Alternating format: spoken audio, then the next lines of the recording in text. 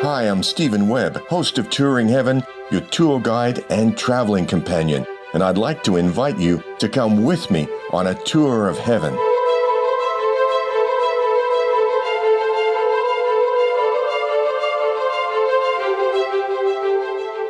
We're going to travel in our etheric bodies to 2 spiritual retreats in the etheric octave over China now to meet a very personable master who you may not have heard of before.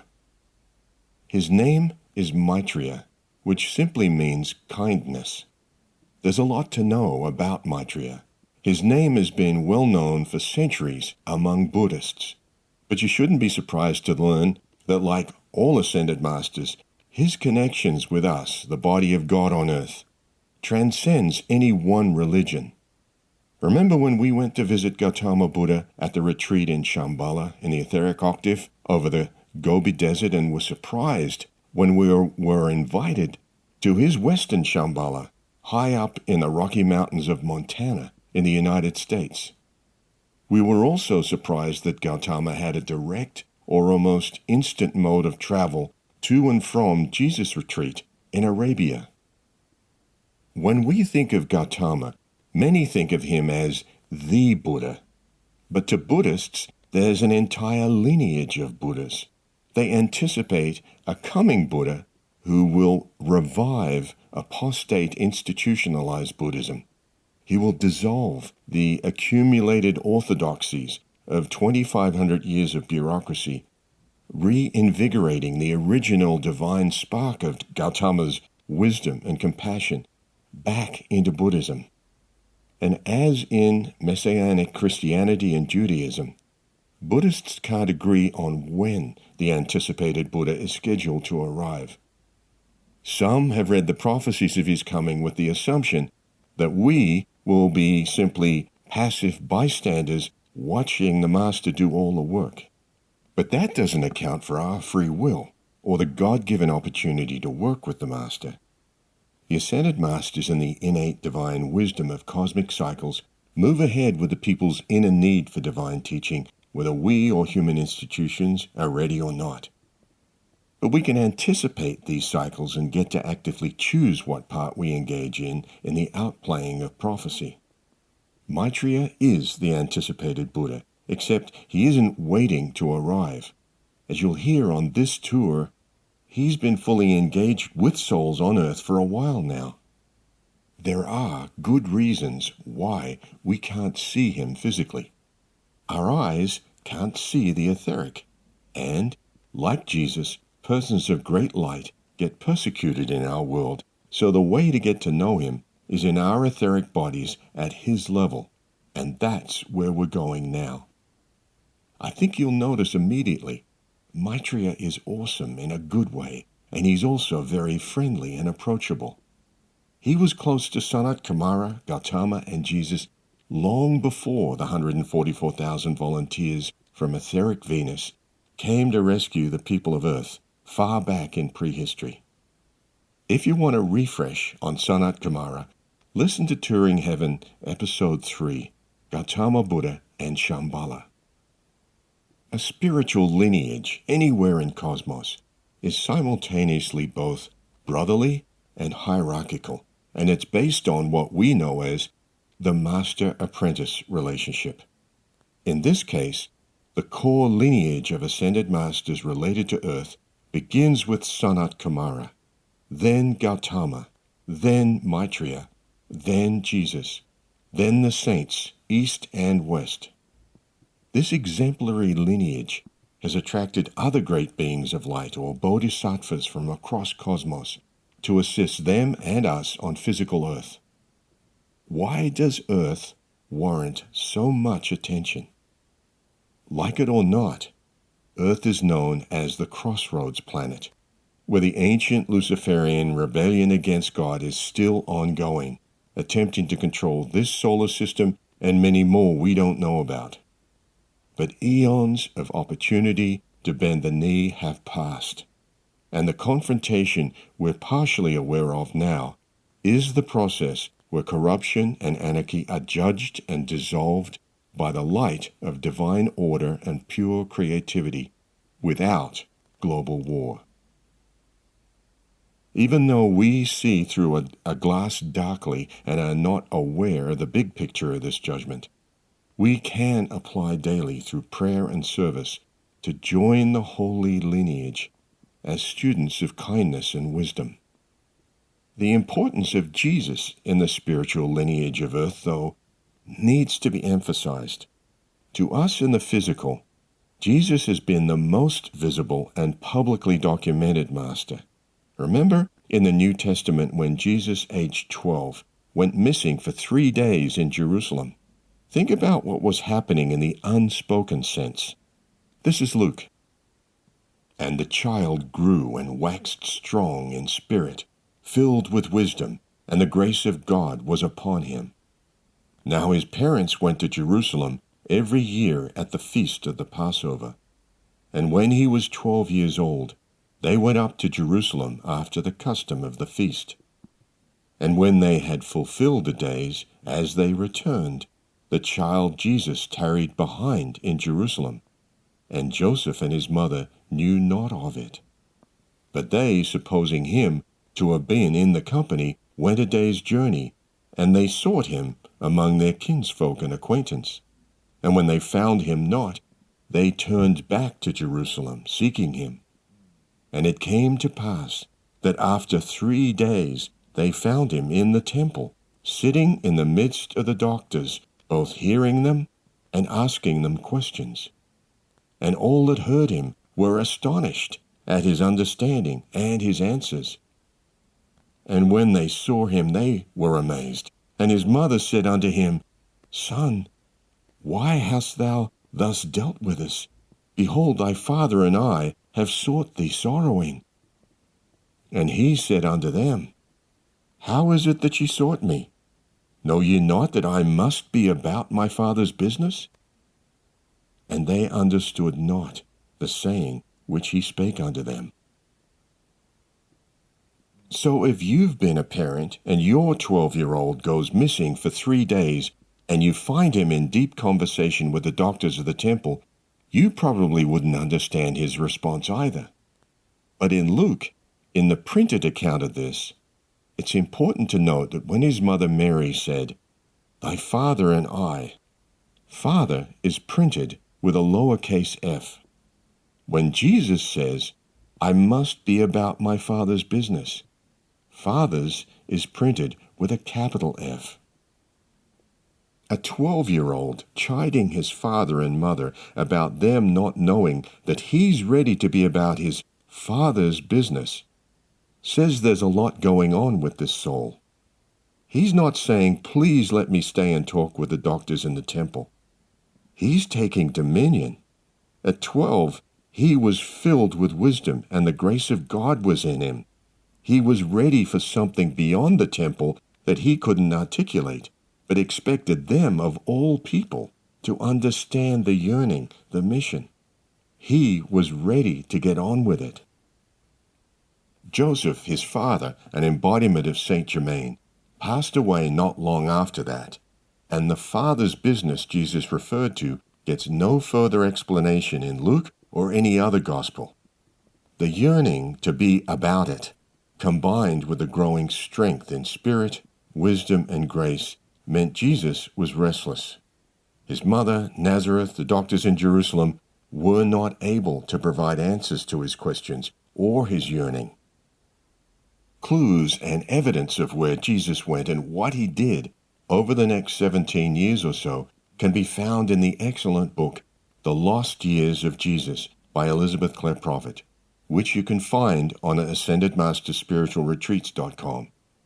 The book makes the case, based on documentary evidence, that Jesus traveled eastward as a teen to India and Tibet. He left a trail of evidence with Buddhist monks in various monasteries at the time that he had been there and had been widely known as Saint Isa. Jesus was that advanced as a teen and youth, more than a prodigy. He was seen as a saint by people far from Palestine.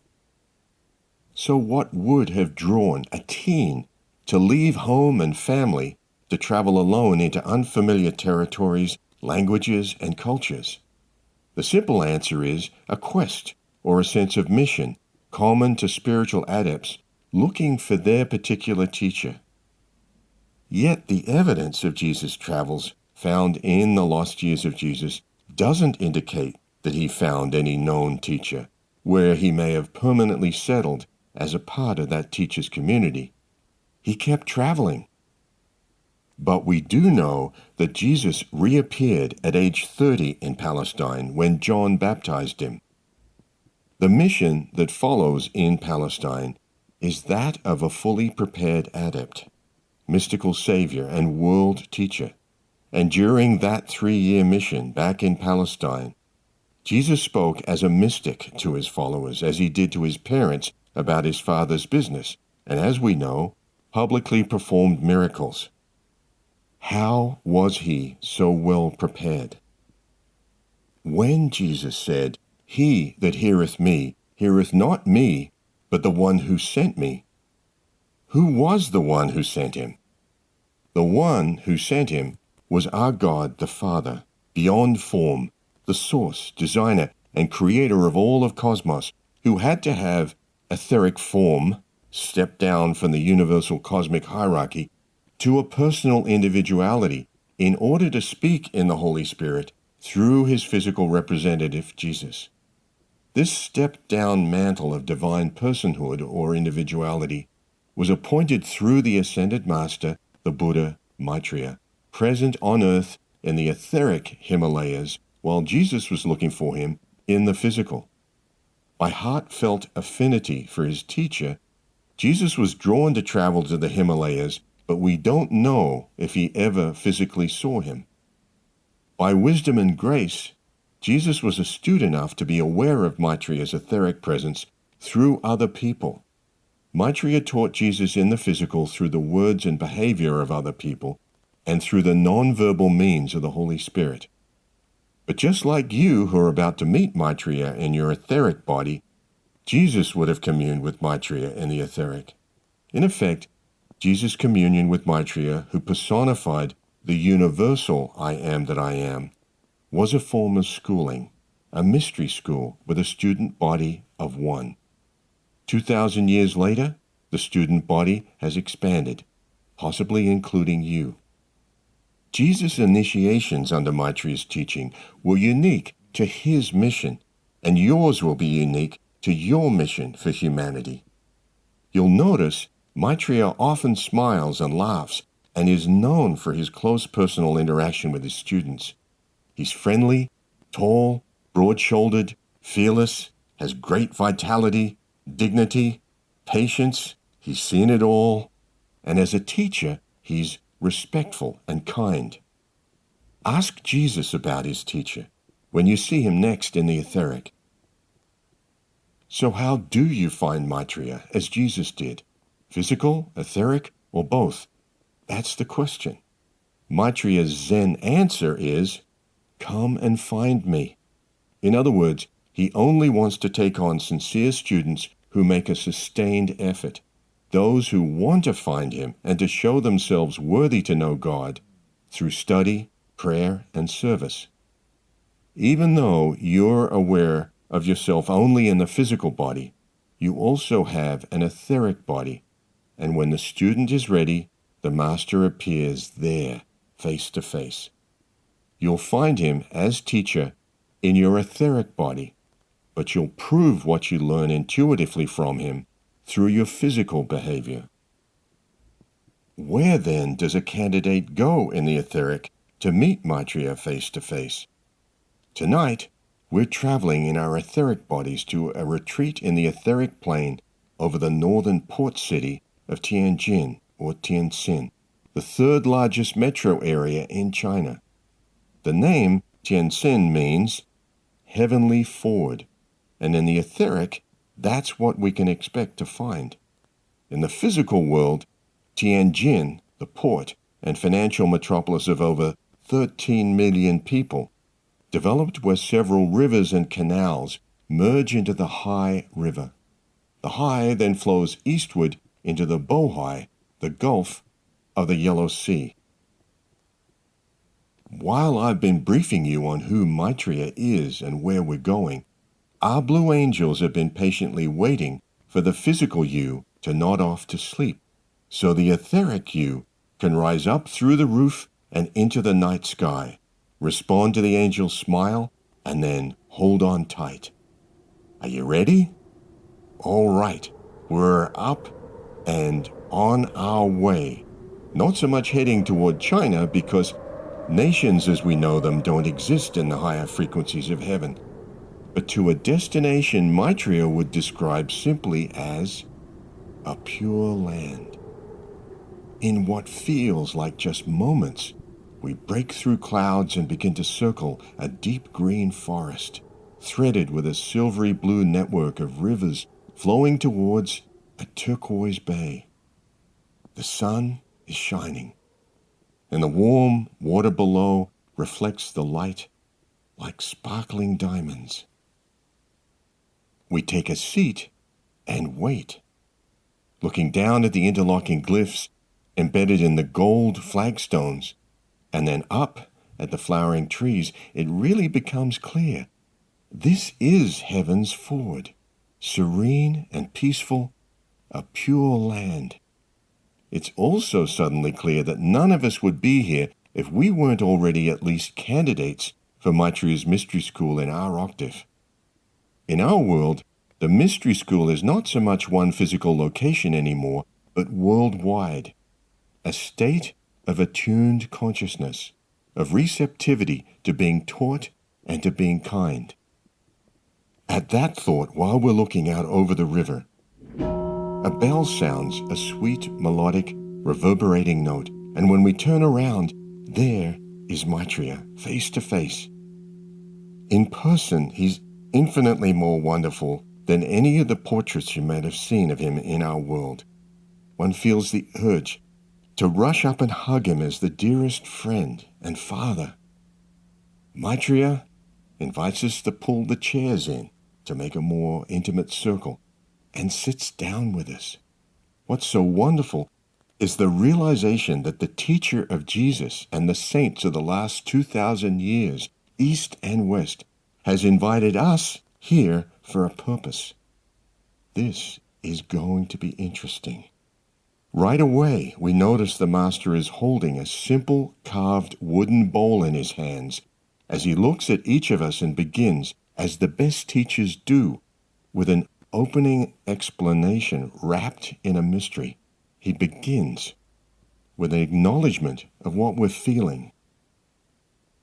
The transfer of the light of my heart is simply an intensification of God as love in your heart, a love for the person of God, the personal manifestation of God that dwells concomitantly with the eternal Spirit.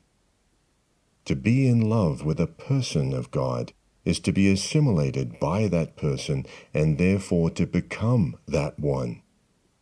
Simple mystery of the Buddhic path, simple mystery of the light. But I am Maitreya. I am the initiator of the love spiral. Now, perceive the bowl of your consciousness, hewn out of the natural wood. Now see as I pour the elixir of love into the wooden bowl. Have you thought of yourself as the begging bowl? Have you thought of the carrying of the begging bowl as initiation on the path, the key to the realization that man is a beggar before God, and that when he ceases to be ashamed of that truth, then he will ask and receive the elixir of love. In the secondary manifestation, the monk with the begging bowl must learn the perfection of indifference. For some deposit in the bowl love, and others hatred. They despise and reject the Christ in the one who comes, and therefore renounce in themselves the position of God and the opportunity of God to give unto God the fullness of the requirement of the hour. Blessed ones, now, in this cycle of the coming Buddha who has come, all life on earth receives initiation, hour by hour, day by day, until my coming in the flame of the cosmic Christ. For this age, it was only those who would seek and find the Guru. Now, with the acceleration and the compelling of the law and the compelling of Earth's evolutions into oneness with that law, none are exempt. Lo, the day is at hand, and every life stream must give accounting to the Guru Maitreya, whether to enter the mainstream of initiation of life, or to be found high and dry upon the shore, without identification with the movement of God. I pray then that you will pray then, that every form of life on earth might reach for the next rung and the next rhythm in the movement of consciousness. I ask you to pray for the deliverance of souls, for their salvation through Jesus Christ, through Gautama Buddha, through the I am that I am, through the message of God unto Muhammad, through the sayings of Confucius, Zarathustra, Melchizedek, Lao Tzu, and all who have carried the flame of Mother, east and west. I ask you to pray that the deliverance of souls come quickly, and that the manifestation of God consciousness on earth be the fulfillment of love, and only love. Here the bubbling crystal waters of the elixir of love, which I pour carefully into your bowl. Your soul extends to me with outstretched hands now, the wooden bowl of life. I pour into this hemisphere of self, and I say to self, drink ye all of it. Drink of the elixir of love, and let love be the fullness of the message of the Sacred Heart, intensifying, burning within your heart, burning and expanding until you yourself are consumed by all-consuming love, and in that consummation you realize the self in higher and higher spirals of being. Visualize the coming Buddha coming into your life, always with the initiation of love. Drink in love, be filled with love, and sustain the love that we share in the very midst of the hatred that sets itself against the fulfillment of love in the age of Aquarius. Now then, by the love that I impart, be the focal point for the transmutation, the consuming of war that comes from hatred, of prejudice that comes from hatred, of antichrist, anti-God, that is the hatred of the self, self-annihilation, the hatred of the little child, the unborn, of the mother and the father and the spirit. Blessed ones, the annihilation of the person of God is the ultimate hatred of the fallen one. For the sin of the fallen one is the refusal to bend the knee and to confess the name of the cosmic Christ in Maitreya, in Jesus, in Krishna, in Christos, in your eternal Christ self.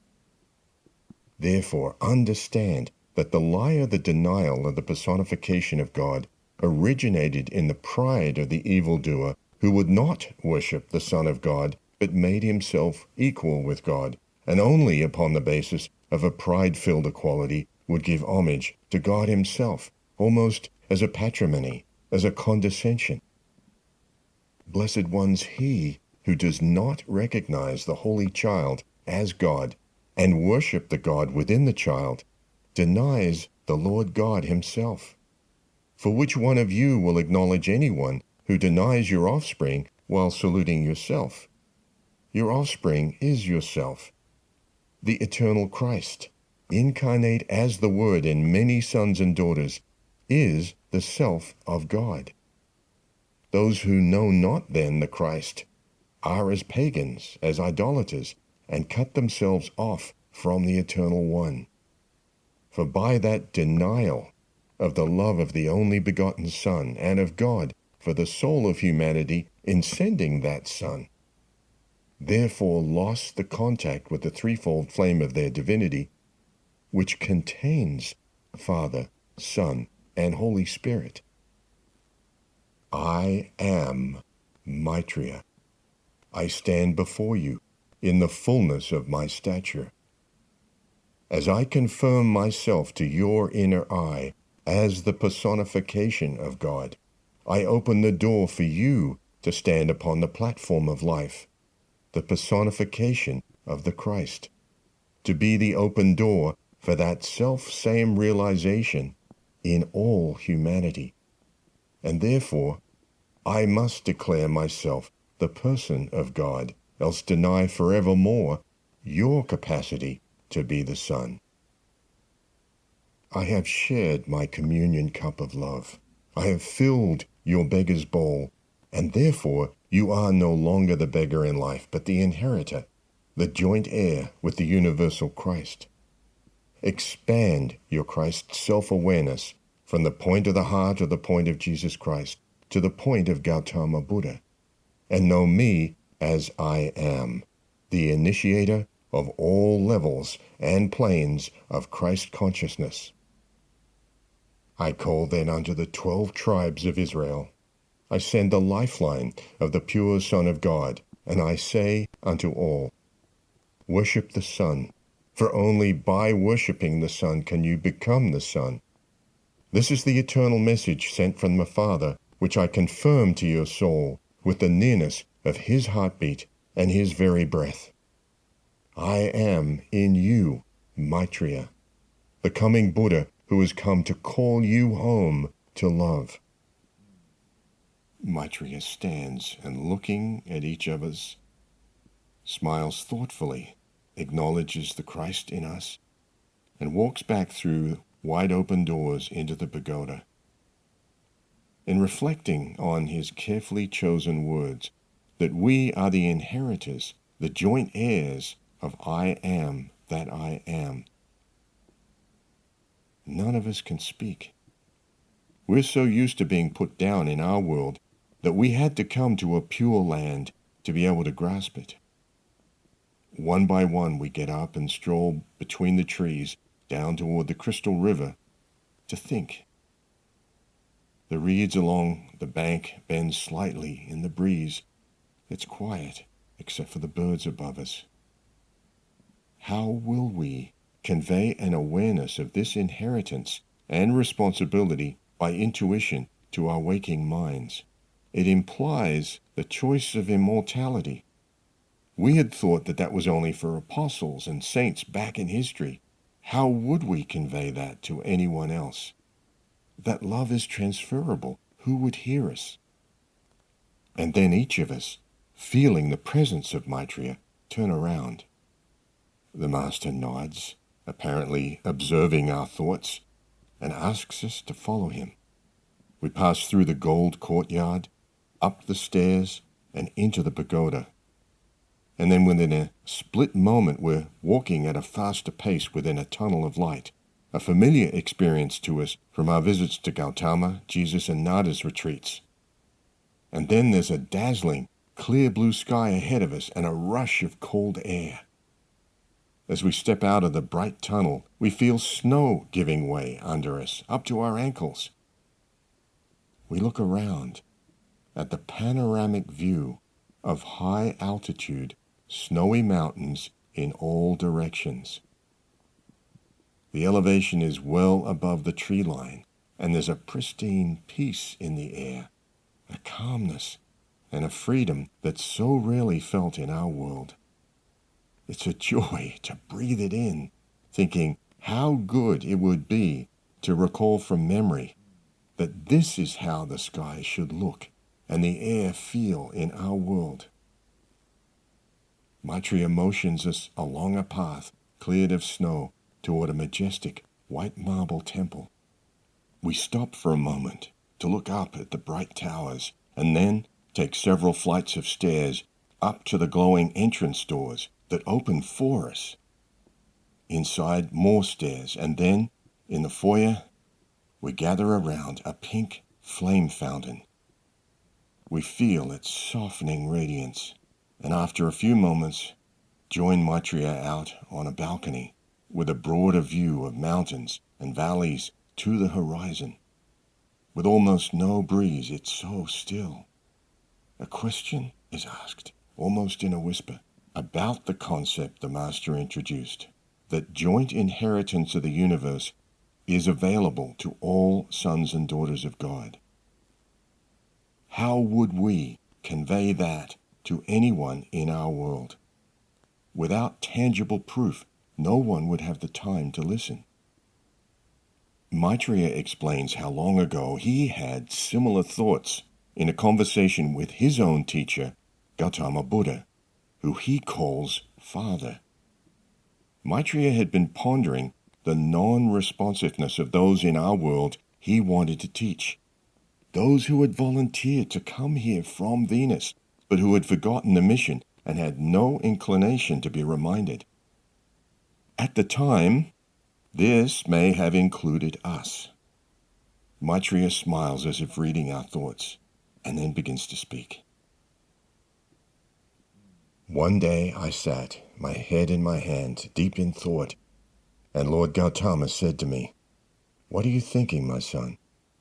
And I said, "My father, can we win them with kindness and with love?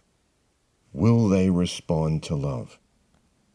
And my father said to me, "If you hold within your heart, my son, the full orchestration of love, 144,000 tones of love, if you yourself will come to know love, then yes, you will win them with love." My heart leaped for joy. My father had given to me the challenge to know love, to be love, not for the sake of mere love and loving love, not for the mere sake of the bliss of the communion of love, but for the salvation of souls, for the reaching out unto my God in humanity. Maitreya pauses. Did he just say what we thought he said, that expressions of love are a more effective form of communication than speech? In silence, we look out over the snow-covered valleys. The follow-on thought is, how would anyone ever learn the orchestration of 144,000 tones of love? Is it humanly possible to differentiate one vibration of love from another? And then Maitreya continues, without entertaining our human questioning. One tender smile is surely worth 1,000 frames of the face of Maitreya. The loving, overflowing, pure heart's giving. Does this not convey the Maitreya beyond the veil? I desire you to be myself, not in pomposity or pride, now self-styled initiators of lesser mortals, no, but to remember that by the grace of the one who has sent me, you yourself might be my vessel. You say then, but you have not yet appeared to us, Maitreya. How can we be yourself appearing to others? Yet I have so many times appeared to you. We are silent again, wondering how many brothers and sisters we've ignored or shortchanged over the years and didn't once see Maitreya looking at us through their eyes. It gets a bit humbling when you think you've done a few things right and it's pointed out that your record of sensitivity is not that different from everyone else's. As if hearing our thoughts of self-doubt, Maitreya answers in a way that affirms, we have the ongoing, inbuilt capacity to become like him. Our choice. He continues, you shall surely know the Buddha in the way when you expand the golden pink glory of the heart, becoming thereby tender, sensitive, loving in a beautiful sound of love. Love as appreciation for the soul, for the spirit, for the vastness of potential and being, but above all, appreciation for the God flame. In gratitude for the God flame that is your threefold flame, serve to set life free. Kindness always comes forth from gratitude. Selfishness emits from the state of the ingrate who receives again and again and demands more again, as though life and hierarchy and mother should supply all wants and needs. Even though they don't have this understanding, these are children of God and loved as family, he points out. But if a Christed one unilaterally removed all pain from their world, their opportunity to gain mastery over lifetimes of mistakes, the gradual maturing of their identity would also be removed. There is a necessary graduation through adversity, he added. From child of God to son or daughter of God, there's a difference in the office. The difference is that the son or daughter takes responsibility or dominion over problems in their world, praying for help if needed, and thereby God grows within them as they mature. Pointing outward toward the mountains, Maitreya indicates that the whole world, more than 8 billion souls, are experiencing varying degrees of suffering. The Buddhas, he says, are aware of all pain, and by their bodhisattva vows send love to each one in the appropriate tone of love. If hatred and anger come back as the response to love, the misqualified energy is transmuted at the outer edge of the Buddha's aura, back into love. If love or gratitude is the response, a bond with the Buddha is formed and strengthened with each exchange of the love communion. This is the beginning of the orchestration of the 144,000 tones of love. From our vantage in the etheric at this high elevation, Maitreya invites us to meditate on the physical world we've come from. As a voluntary exercise, he will allow a minuscule amount of the world's pain to be momentarily felt by us, but only to the extent that we can handle it. We agree and seat ourselves comfortably on thick rugs on the balcony.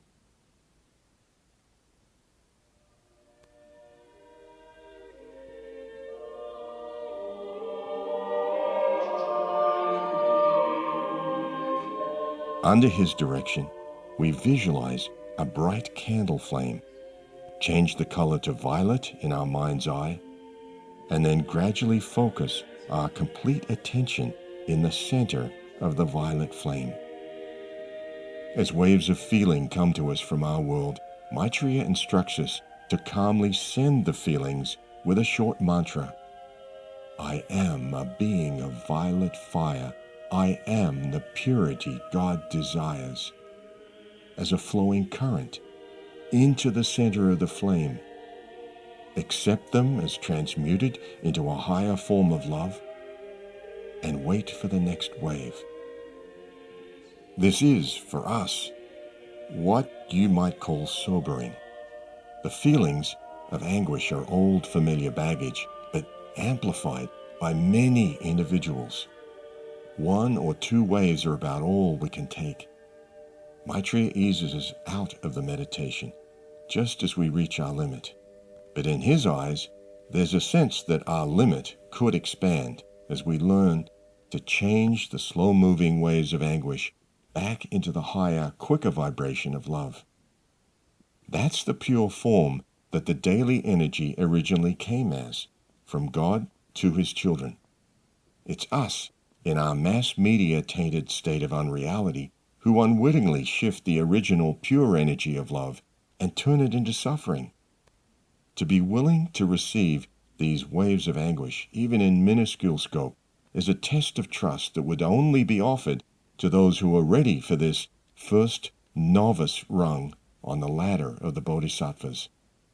There are higher rungs. That Maitreya would take the time and the loving patience and mastery to work this closely with us generates a wave of its own, namely gratitude and appreciation. He and Gautama had apprenticed under Sanat Kumara long ago to learn the 144,000 tones of love when no one else on the planet had any awareness of the need. This is why the ancient mystery school in Eden and later mystery schools were established. The rungs on the ladder of the bodhisattvas had to be climbed by some, the few who understood. We are in the holy company of a pioneer who is doing what he had volunteered to come to earth to do. We're just beginning to remember that we had come for the same service, made the same vow, and then in the pain and distractions of our world had forgotten the mission. Maitreya stands, accepts our gratitude, and we feel the radiation of love from his heart to our own, filling our begging bowl. The feeling is, as he said, a glimpse of the difference between prince and beggar. He asks us to put our attention on the burning, spinning feeling in the secret chamber behind our hearts, just like Jesus' disciples felt it on the road to Emmaus. And he says, "The flame of life as divine spark beats, beloved, and leaps, burns and blazes within you. All else may fade, but the flame burns on. And out of the flame is the call to the soul. Come home to the heart of Maitreya. Join me in a prayer, a daily prayer from Nada," he says. We stand and begin the prayer in unison with him, looking out over the mountains covered in snow. A flame is active. A flame is vital. A flame is eternal. I am a God flame of radiant love from the very heart of God in the great central sun, descending from the Master of life. I am charged now with beloved Helios and Vestas, supreme God consciousness and solar awareness. Pilgrim upon earth, I am walking daily the way of the ascended Master's victory that leads to my eternal freedom by the power of the sacred fire, this day and always, continually made manifest in my thoughts, feelings, and immediate awareness, transcending and transmuting all the elements of earth within my four lower bodies, and freeing me by the power of the sacred fire from those misqualified foci of energy within my being. I am set free right now from all that binds, by and through the currents of the divine flame of the sacred fire itself, whose ascending action makes me God in manifestation, God in action, God by direction, and God in consciousness. I am an active flame. I am a vital flame. I am an eternal flame. I am an expanding fire spark from the great central sun, drawing to me now every ray of divine energy which I need, and which can never be requalified by the human, and flooding me with the light and God illumination of 1,000 suns, to take dominion and rule supreme forever everywhere I am. Where I am, there God is also. Unseparated forever I remain, increasing my light by the smile of his radiance, the fullness of his love, the omniscience of his wisdom, and the power of his life eternal, which automatically raises me on ascension's wings of victory, that shall return me to the heart of God, from whence in truth I am come to do God's will, and manifest abundant life to all. The resonance of the prayer reverberates for a moment, like a pulsing fire spark inside us. And then, along the high ridges of the mountains. We see the bright flashes of sapphire blue as our escort angels circle in between the peaks. There are no words we can find to express our love, reverence, and gratitude to Maitreya for his eons as a pioneer and his patience with us. Instead, we use our heart flames to radiate to his heart. And when our blue angels offer their arms to us, we understand we'll be back, and that even in our waking state, our heart tie with Maitreya will be real, whether we're aware of it each moment or not. Our immediate task will be to intuit at least some part of the experience to our physical waking mind. After that, how do you begin to learn the non-verbal language of 144,000 tones of love? Oh, Maitreya, show me how to start with even one. As we travel with our angels back to our physical bodies, I should mention that the reference source for each of our tours of heaven is the Masters and their retreats. You can browse the table of contents, view the world map of the retreats, or buy the book on AscendedMastersSpiritualRetreats.com. Also available in book or ebook form, a set of discourses directly from Maitreya himself, appropriately titled Teachings from the Mystery School and The Lost Years of Jesus. Both can be found on AscendedMastersSpiritualRetreats.com.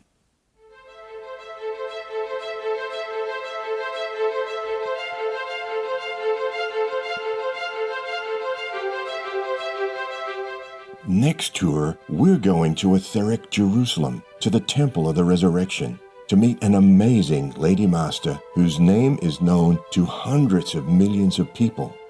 You may know part of her story, Mary Magdalene from the New Testament, and may have wondered whatever happened to her. She is the twin flame of Jesus and ascended only very recently. The Ascended Lady Master Magda has a lot to tell us about twin flames. And just for the companionship, Jesus will join us. For now, thanks for taking this high-altitude tour with me from the wooded banks of the etheric heavenly ford in Maitreya's pure land, up to the snow on the roof of the world in the Himalayas, and back home. Knowing we are sons and daughters of God, that we now remember the mission, and that we have a place on the ladder of the Bodhisattvas, I'm here to say, always victory.